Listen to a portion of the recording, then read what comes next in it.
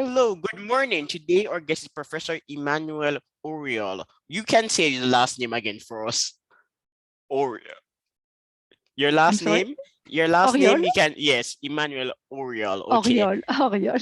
Yes, Auriol. I get it now. Hi, Yeah, that's good. Emmanuelle. So how are you doing? I'm fine, and you?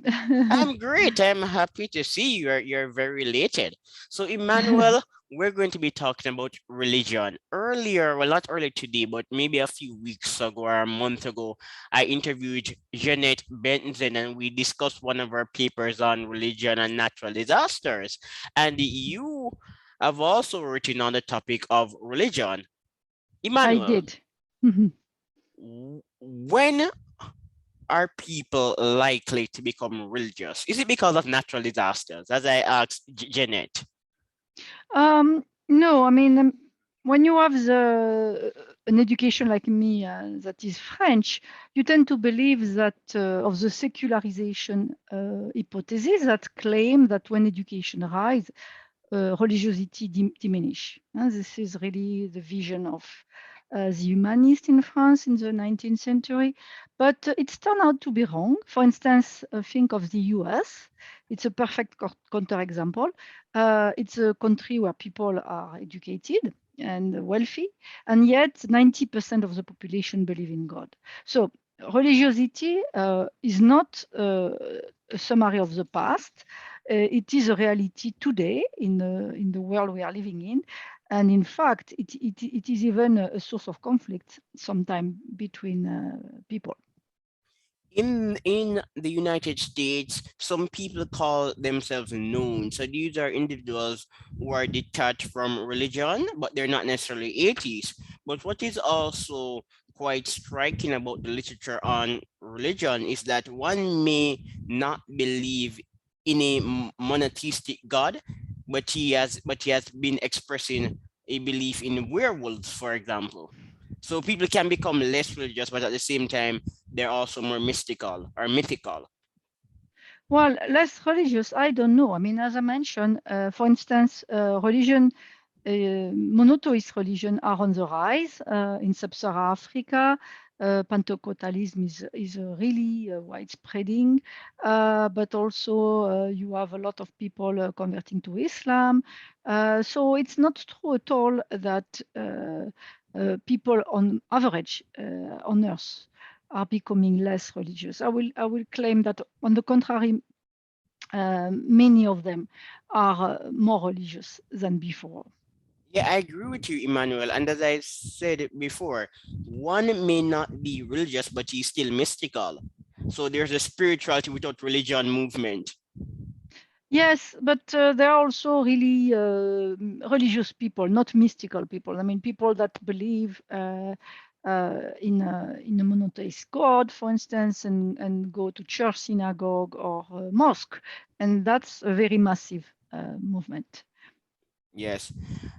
There's also the argument that America is more religious than Europe due to the absence of a state church. When the state church is not a monopoly, people are better able to freely compete. So there's a wider diffusion of ideas. Whereas there was a state church in Europe. Well, I don't know if it's exactly that. I think that the history of the US is very important there. It is a country that was founded for religious freedom. And so it has this huge attachment to freedom of religion, of course, but also to religion. And that's why the president, for instance, swear on the Bible. That's why you swear on the Bible in court. We don't do that, for instance, in France. Whether the fact that the Catholic religion is centralized play a role, I don't know, because in France, sorry, in Europe, we had also decentralized religions such as Protestantism that started in Germany and Holland, but also Anglicanism is not exactly the same thing as Catholicism, and we have a community of Muslim too and Jew. So we have also a decentralized religion in Europe. And so I don't think that the French example, which is really a political project to defeat religion, it was really a fight between the Catholic Church and political movement that wanted to abolish the power of the church. And the result of this huge fight in the 19th and early 20th century is that in France we are an outlier in the world, in the sense that French people are not believers. But if I look in other countries, Germany, for instance, it's not so clear. And so I think the role of the structure of the church might play a role, but I'm not entirely sure it is exactly that. It might also be simply the history of the region. Emmanuel, why are the French so different? For historical reason, as I mentioned, we were under the tyranny of king and the church. This culminate in the 17th century with absolutism. This is a movement where the king not only has political power, but also he has a moral power or spiritual power, because in the 17th century, the king started to choose the church leader in France.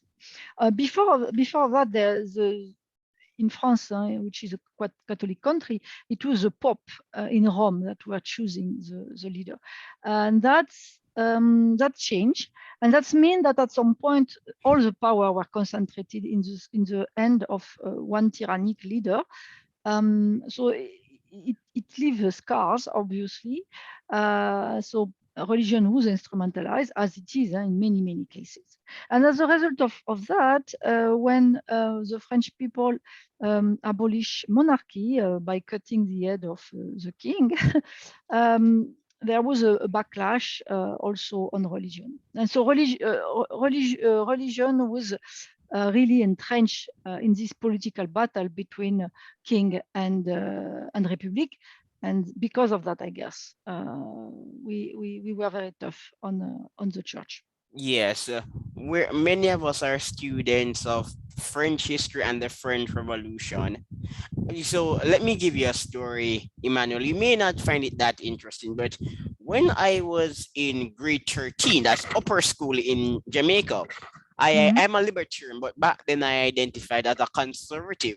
But I found at the time I found the French Revolution so alluring, and I would watch our teacher. She allowed us to watch a violent and riveting video detailing the visceral impact of the French Revolution. And I was sitting down, and I really at the time I really liked the bloodshed and Robespierre. I just loved it. I wanted to be like a Robespierre because Robespierre was this guy who was raised in an orphanage and he became an attorney. And there was this here we had this man, this not this insignificant person based on his social background leading a revolution, and I just found it so romantic. But again, I still identify as a libertarian, but my views on the French Revolution have changed somewhat. Hmm. But so in research, in economic research, I'm not an historian, so I don't want to talk too much about history. I think you should invite a historian to do that. But Not a problem. It's okay. Not a problem. I'm just sharing my own views. I'm not a professional historian, but I studied history at the university level. that's good, and that's I think it's a source of course, of richness, because if you don't know your past, it's very hard to figure out your future. Um, but for the economic side, uh, I think there are a lot of issue there, and the way economists see religion in general is a bit narrow, I will say, traditionally. So we see religion and the institution that surround religion as simply economic, somehow purveyor of, I don't know, insurance, for instance, community insurance. So there exists, this is a view really of economics, there exists this institution because of market imperfection, because of the weakness of the government, and so you go to church to find a community that will help you, for instance, in time of hardship. This is really the philosophy of economists, and I think they miss the point somehow, or at least they miss one part of the point, which is that people go to church or to mosque or to synagogue because they believe in God. that's that's something economists have a hard time to put their mind around. And of course, this has consequences in the way they see other institutions, more formal institutions, including, for instance, insurance. Yes, so now we can talk about your paper. God insures those who pay. Formal insurance and religious offerings in Ghana. I believe in Yes. God, so will he insure me? Yes, this is a bit the spirit of some of the churches we visited. So as I was mentioning, Christianity is on the advance in sub-Saharan Africa, so it gained a lot of market share. And the form of Christianity that is gaining a lot of market share is not the centralized one, it's not the Catholic Church. It is a Pentecostal movement. So this movement that originally was developed in the US, in the north, has been imported in the south, and has been developed widely there, very successfully in sub-Saharan Africa. And one reason for this success is because precisely of the rhetoric of this religion, and also because of the local context. And pastors have really embraced the Pentecostal message into more traditional way of thinking in sub-Saharan Africa, and that's worked very, very well. And the rhetoric is that God, this is a prosperity gospel, God doesn't like poverty, doesn't like failure, doesn't like misery, and he will protect and will reward the good sheep, the good Christian, with blessing. And so there is this idea that if you behave in a way that please God, you will be materially and reward. So you will have some miracle somehow uh, in your life, not in the afterlife like in the Catholic Church, now in your real life, by blessing. So you will be happy in marriage, you will have many children, you will be successful in business, etc. So this rhetoric is really, really organized and spread by a pastor, and people adhere to that, and so they choose churches whose name can be winner churches or here we don't have loser, etc. So there is really this idea that if you join this movement, you will, and you are a good Christian, which basically mean you will give money to the church. Let's be very clear on this point. Then you will be successful.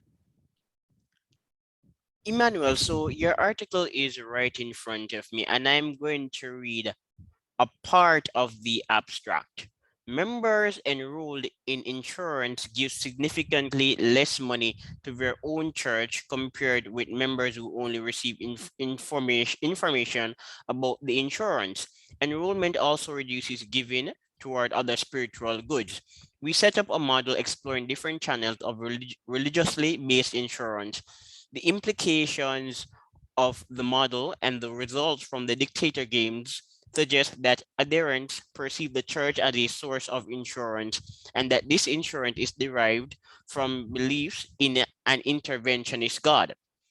The church is indeed a potent source of social capital. I'm not disputing this. But Emmanuel, won't this heuristic portend an entitlement mentality in the long term? I'm sorry, I didn't catch your question. Can you say No, again? I'm saying the church is a potent source of social capital. I am not disputing this reality, Mhm. but isn't this outlook facilitating a form of entitlement? I'm not sure I understand your So let questions. me explain what I'm saying. Let me be a bit Okay. clear. if one assumes that the church is a potent source of insurance, is he then impeded from working? That's what I'm trying. This is what I'm conveying. So without the church, I work hard, save, and invest. But if the church does source, if the church is a source of insurance, then will I develop an entitled mindset? Uh, I'm not sure really. I understand what you are aiming at. Okay. Let me just get to the point. Is the church making people lazy? Oh, Yeah, that's what so I'm saying. So if you're if you believe that the okay. church will solve your problems, I or see. I yes, see. you get Okay. what I'm saying. So okay. So this is a bit the reverse of the Reformation, right? With this idea that it favors the spirit of capitalism because of values that are industrious, etc. I don't think it is necessarily the case because you have to be a good Christian to be rewarded by God. And so there is this idea of doing something good to be rewarded by God. And what these pastors are doing is they use what we call spurious correlation to encourage people to give to the church, but to give to the church, you have to make money. And so really the way it functions, you have to pay 10% of your income every month. So this is a TC. But on top of that, you have each time you go to the church to give money and to give either money to because you are blessed, so it's Thanksgiving money, or because you it's seed money because you plan to develop a business, and so you give money ahead of that, so that this business will be blessed. So, in the end of the day, those who are seen as the best Christian in these churches are those that are the wealthiest. So, the most, well, the richest people in the community, and they are celebrated as really great Christians. So, there is really a correlation in the rhetoric between material success and being a good Christian. And of course, everybody strive to become a good Christian, to become successful. And that's mean people need to work a lot to be able to bring money to the church. And there is a social pressure to do so because otherwise it's mean God doesn't like you. You are a bad Christian. You are morally weak. So I don't think these churches necessarily discourage people from being successful or working hard, but for sure they tax them. And it's a bit sad because the poor give a lot of money, although they don't have enough. And my concern is more that they give money to the church in the hope to be blessed instead of buying insurance or healthcare or stuff like that. Yes, exactly. No, this is the point that I'm making. I don't have a problem with people investing in the church. It's a potent source of social capital, and I'm a religious person. But when a pastor is going to say, let's give a special offering, I do object to that. Mm. There's a big difference with the Bible saying give 1/10 and the pastor saying we're going to create a building fund, or I'm going to travel to New Zealand and God Mm. has blessed you, therefore you should bless me. I have a big problem when the message of giving is not biblical. No, exactly. So me, I don't, and in the paper we don't have any statement on religion. We are a scientist. We just see that we study these churches. We went there. We read book on them, and we know the rhetoric. We listen to this rhetoric and during the Sunday service. Uh, and clearly, there is an association between material success and being recognized by God as a good Christian. And I think this correlation is a bit abused by the pastors to collect money from people that cannot afford it sometimes, very often. It's a very poor country. Well, there are very poor people, at least in Ghana. And so that's an issue. And of course, there is, you're perfectly right, there is a social capital there. In the survey, we run with our participants. One motivation to go to the church is it is a beautiful building. You have music there. You have a community to whom you like to be and to whom you relate to. You trust the pastor. So all these aspects are very positive, I think, because people uh, go there and put nice clothes and spend a nice moment, I think, really, in Sunday. But the bad side, from an economic point of view, is that uh, they give a lot of money also, not because simply for this social good, but also because they believe that they are buying the blessing of God, and so they really believe that. And indirectly, these norms that are transmitted by the church on a favorable scale can also promote wealth formation. Because if one assumes that God is blessing the wealthy and the wealthy are charitable, then he may be motivated to accumulate wealth.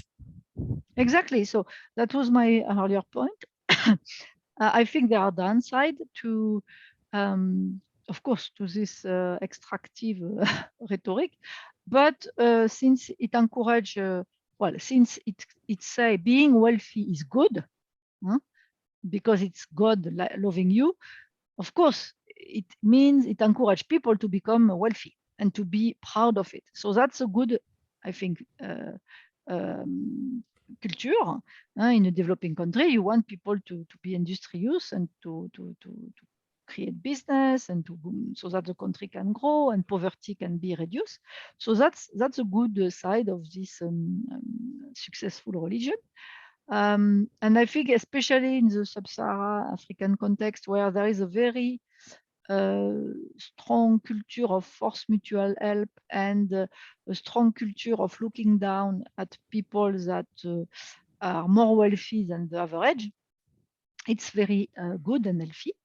Uh, and, I, and I think when you compare with the rhetoric of the Catholic Church, we which make suffering a virtue. You have to accept suffering. You don't know why, but God know.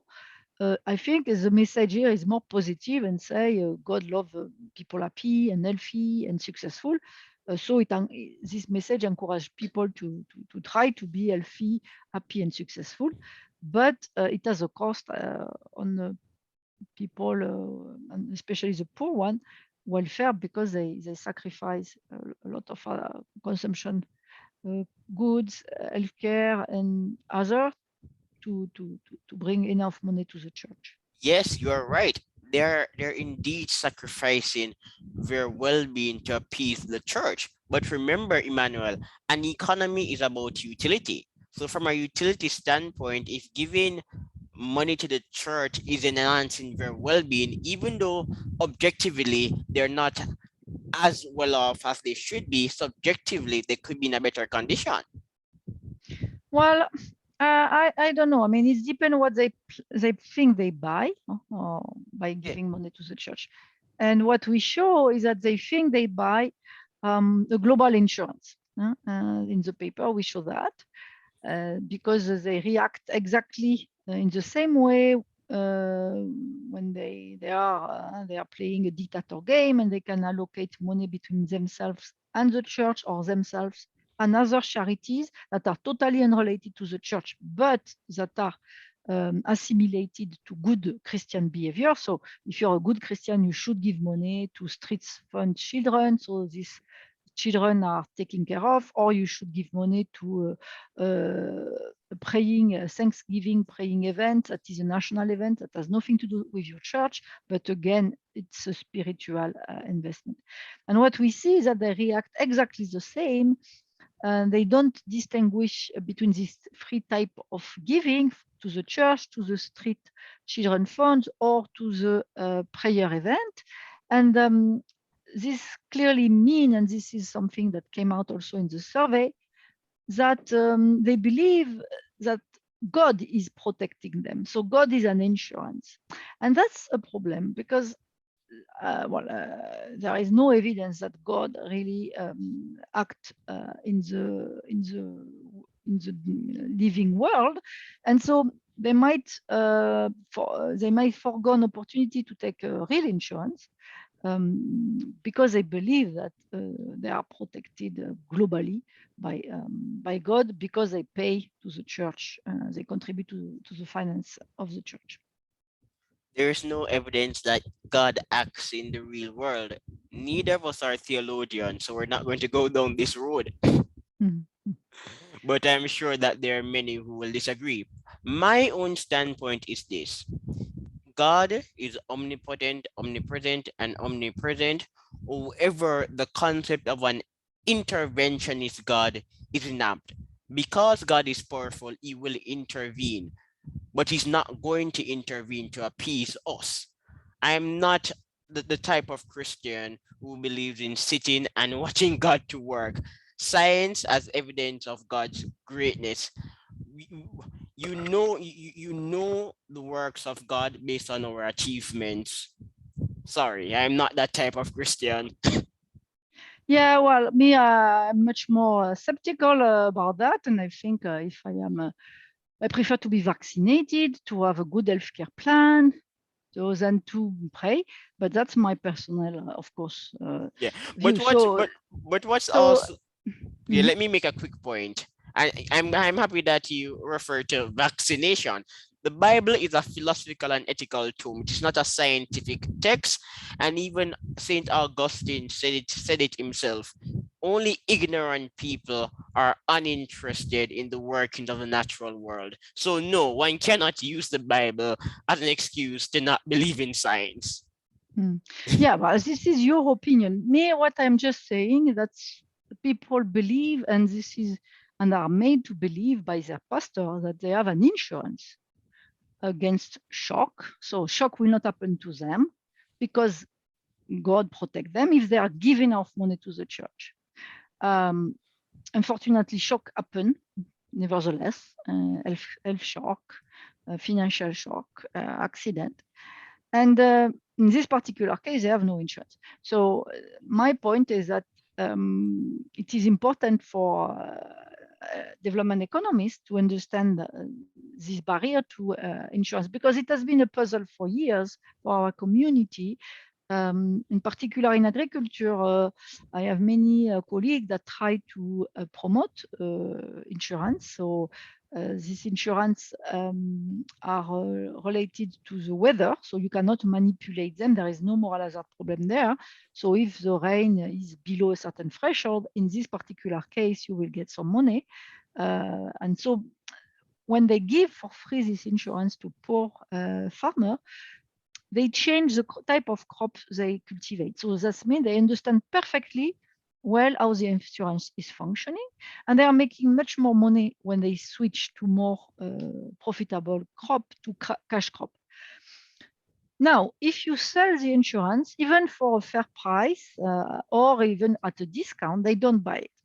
And that's an issue. And I think what our papers show is that one obstacle to buying insurance uh, is precisely the fact that people might believe this is less powerful than um, paying teeth and Thanksgiving offering to the church in order to be protected by God.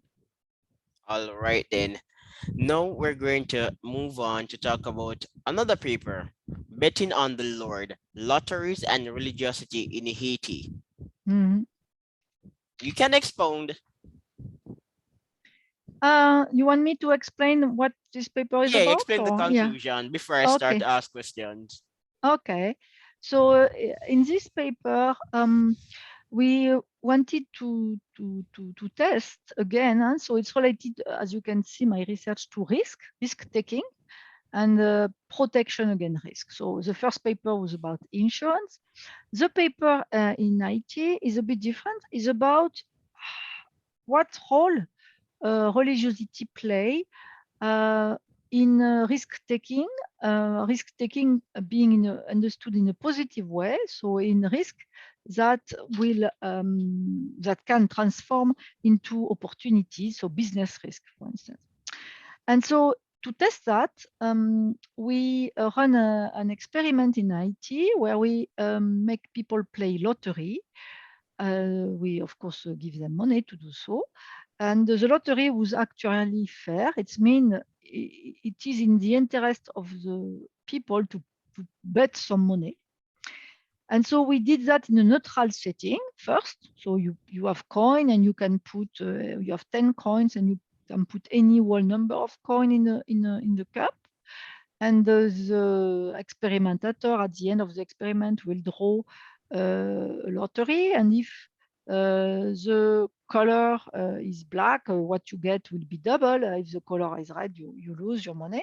And the probability that the color is black is more than 50%, it's 60%. So that should encourage people to bet. So we did that in a neutral setting. And then we did that in a setting where we put in the cup of the people in a random order religious image. So the main religion in Haiti are Catholic, Protestant, and Vodou. So we had the Virgin, Vodou Virgin. We had the Bible, typical of what is used in Protestant temple, and a Catholic Virgin. And so this image were put in a random order in the cup. And we make people play again. So three different lottery, one with the Vodou image, one with the Catholic image, and one with the Protestant image.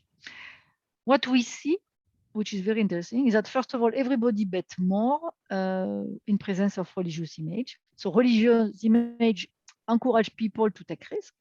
But much more interestingly, I think, is that those who sorry, and I forgot one part of the experiment. At the end of this four play, so one neutral and three with images, we tell our subject that they can play any game they want to play again. And the trick is that playing with religious image is costly because when we add the religious image in the cup, instead of having 10 chip to play, the subject had only either 7 or 8. So the cost of playing with a religious image was 2 or 3 tokens, which is very expensive. It's like 20 or 30% of endowment. So at the end, we ask people, well, what do you want to play again? And so a fraction, a non-negligible fraction of our subject choose to play with a religious image and with less money, but a religious image in the cup. And those people that choose that also in the first game, in the neutral one, play more, bet more than the other. So these people that are more religious, they are also taking more risk. This is the conclusion of this paper. And to be sure, it was not simply a problem of education or something. We also have run a survey.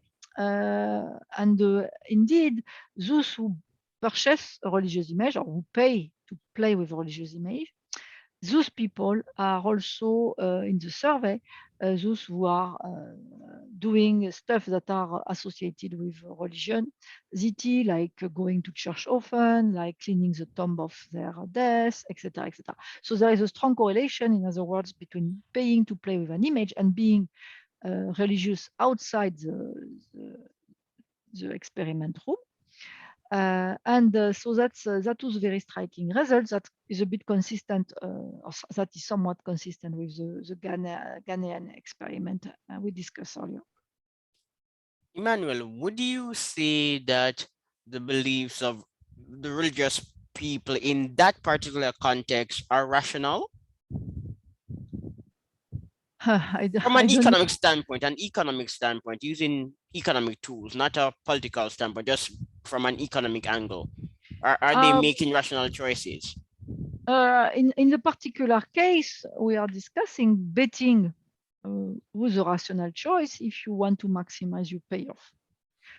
So this is why I think it's interesting to look at how religiosity affects risk taking, because in many circumstances you cannot make a profit if you are not taking risk. And so the fact that people believe in God, so believe they are somehow protected, make them more eager to take risk. And this is somehow the same conclusion we had in Ghana, but in this case, it was a bit less positive because they take risk in the sense that they don't buy insurance. But in the Haitian example, it was more they make investments that they should make.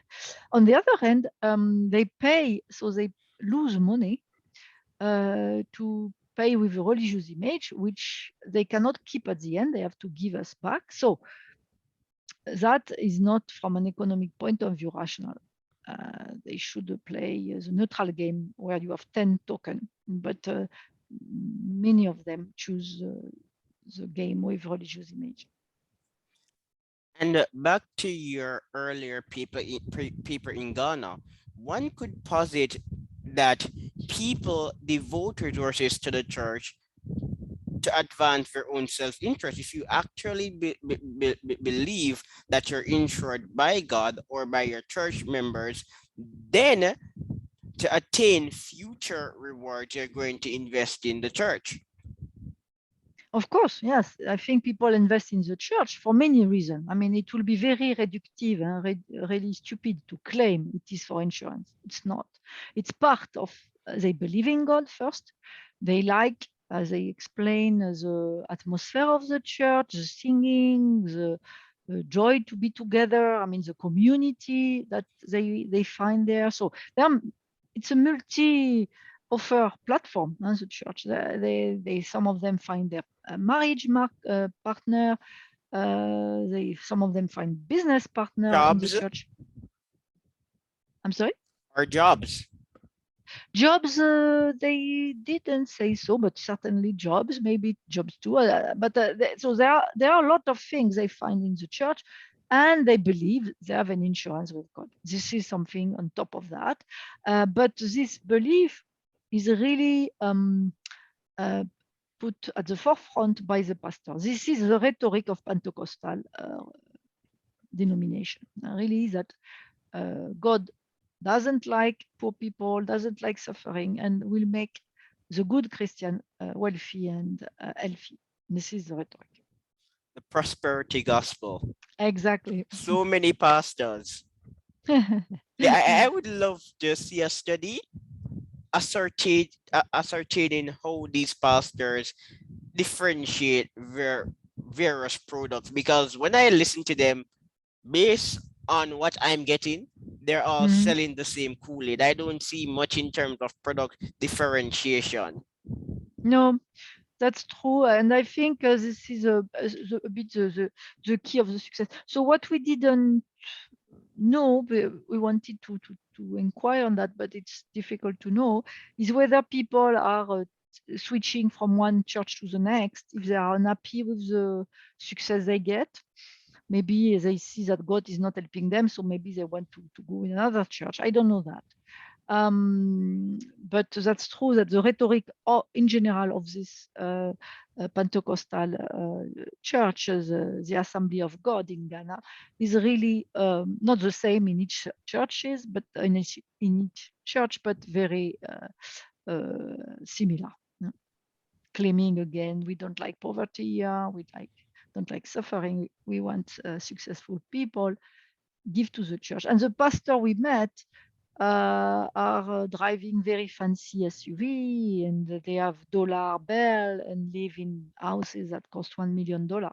So it's a way to say I am a good Christian, because they make this correlation, this as a causality, that if you're a good Christian, you are blessed by God materially. And so since they are the pastor, they have to be blessed by God. So they show that they But are very successful. so we're wrapping up, but before we go, Emmanuelle, I must say that many of these pastors are not providing a roadmap to success. Mm. It's not like they're saying, if you want to be successful, this is the type of business that you should start. No, This is no. how your balance sheet should look. This is where you Mm. should network. They're not No, saying that. not at all. What they are just saying is that if you are a good Christian, you will be blessed. And so those who are poor are bad Christians. This is the subtitle. And of course, people have to find their own way to become wealthy. I mean, that's for sure. And they make testimony. about all the benefit people have, always positive testimony, never negative one. So people get the impression that everybody in the church is successful, or at least everybody that is a good Christian, quote, quote, which means that give money. So I agree with you that it's not directly a blueprint to success, but at least it value material success as a moral virtue, which is better than, I guess, insisting on poverty as a moral virtue like Catholic Church, Yes, which I side you agree are. with the latter part. I do agree with the latter part. But the success gospel needs some meat. If you Hmm. want people to actually be successful, let them read Forbes and the Of course. Financial Times. No, Or but teach them the principle, or teach them biblical principles of success, like Abraham hmm, was a successful man. Don't just say God will bless you and be a good Christian. God will of course. bless us irrespective of if we believe in him. Of course, me, you preach someone who believe in that. I'm I'm French, very French for that. So I don't. I think yes, we should promote insurance. We should promote education. We should promote healthcare. This is my view as an economist. I care about the welfare of people, and I believe that public institutions are the best way to accomplish that. Spiritual life is, of course, very important, and it has certainly many benefits. But it's a private matter for me, and what is important is to promote uh, institutions that, yes, are conducive of All right. growth. Emmanuel, before you go, can you do a small favor just for me? Do some Mm. research on Jamaica. Jamaica is exceptionally religious. Okay, I will try Yeah. to, Yes, and if you're I going to get can. some interesting conclusion. Do some research on Jamaica. There are If I can, I people will. I will. who I will will. there are people who will put their pastor on an insurance policy. They will sell their homes and give the proceeds to the pastor, not necessarily the Kind of. church. Yeah, so you should Okay. study Jamaica. Yeah, it seems a bit like my Ghanaian experience. Yeah, you People should are, study uh, them. But why would it be different? Many of the slaves were forcefully taken to Jamaica, of came course, from the of Asante course. Empire. Yeah, no, that's true. And also in Haiti, there's been a lot of the Vodou culture, for instance, came from Sub-Saharan Africa originally. Well, of course, it has evolved with endogenous development, but I totally agree that they are linked. But I'm not sure it will be exactly the same, but I'm not sure it will be very different neither in India, in Yes, Hindu yeah. context. So you see, I think poverty, and you have a point in the sense that religion is helping people. You have the placebo effect for healthcare. You have moral support. This is a paper by Janet that you mentioned Yes. at the beginning. So there are many benefits for people. My concern is that it shouldn't get in the way of economic success and development, Yeah, and so it might sometime. That's yeah, it. but we won't talk about this. But I do know that you wrote an article on women in economics, and I have Yes. my favorites. I like Janet, and I like Anastasia Litina, and I like Claudia Golden, and I Mm. like you, Mm. and I like Heather Bush. How do you pronounce her last name? Bush. She's an American. I will not bother to Yes. pronounce her name. And I like Moyo. I like Dambiso Moyo. That's Yeah, there are a good. lot. Yeah, women economists are doing some spectacular work. No, that's true, but we are, and there are a lot of discrimination going on and in our profession compared to other fields. And yes, it's hard to break the glass ceiling, especially in the US. The situation is very bad there. You have like, I don't know, 33% of economists that are doing a PhD are women, But but but only 15 of them manage to be full professor in but the end. So, Emmanuel, maybe there could be some personality selection effects going on. I interviewed you, Janet Anastasia, and I've spoken to many female mm, economists, and based on what I've been observing, female economists they have a specific personality structure, highly dispassionate, objective, not too political. And mm. one way to promote yourself as an economist is to start a blog, to be an aggressive marketer and female economists, they are a female economist is a stereotypical economist, even more stereotypical than the male Mm, economist. She just wants to do her research. So mm. maybe there's a personality issue. No, no. I mean, not me. I'm very often in the media, so Oh, it's not. you're often in the media. Yes, in France, yes. So it's not true that I shy away from communicating with the general audience. I think, but it's not that. The problem is more promotion at the senior level in Yes. academia, where the only thing that matters is publication. And yet, when you look at publication records and you try to compute the probability to get tenure, you see that women are, for the same publication records, the same level of citation, they get less often tenure. So there is discrimination going on. And that's especially in the US. It's very bad there. It's the worst Well, place on no, earth. no. Well, I know. Let me tell you why I differ on the US, because America is a true free market for ideas. There are like so many mediums to promote yourself in America, so I'm Yeah, not no, but willing I'm to taking, buy. Yeah, no, no, I am speaking only about tenure. promotion Okay. in the economic profession in academia. Elsewhere, you of course you have other outlet and you can do other things, but at least in this setting, it's very hard for women to break the glass ceiling. Apparently, All right, but I enjoy speaking to you, and I plan to get same more here, same here. female Congrats for. economists. I want to get Claudia Golden. Do you have any recommendation? You can just say it, and I'll get her immediately. That's how I approach. When I get a recommendation, I just get the person. I will think about that and send you an email, maybe if you want to. You might also interview my colleague Pierre Negme. He's Yes, Cameroonese. yes. I'm going to send him an article. He has a new paper on COVID and Philippi. That's good. That's Yeah, but good. but, but So say the name of of a woman before you go. A woman uh, economist. uh, on the gender issue, Any you would issue like. at all, just name a female economist to promote women. Okay. Me, I like Oriana Bandera. I mean, oh, what's her name again? Repeat, please. Oriana Bandera. She's at the LSE, London School of Economics. I may Bandera. know her. Okay, I may know her. Yes. So she's, I think she's very good, and she's working also on women, but many other topics. On the top of my head, and just like that, you could interview my friend also, Ingela Alcher at TSE. She's Yeah, very LSC good. has really good people like Leigh Gardner, some really fantastic women Mhm. at LSC. Uh, but not Ingela is at TSE, Toulouse School of Economics, She's like my. in France. Okay. Yes, Ingela is in France.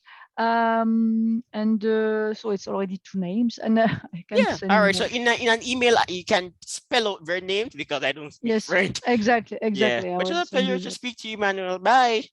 Thank you so much for your Yes, yes. work, and Bye. keep up with the And good work. yes, and you can share this on Twitter if you wish. Yes, that's good. Bye All right. bye. Bye. Bye bye. Try to. Okay. Yes.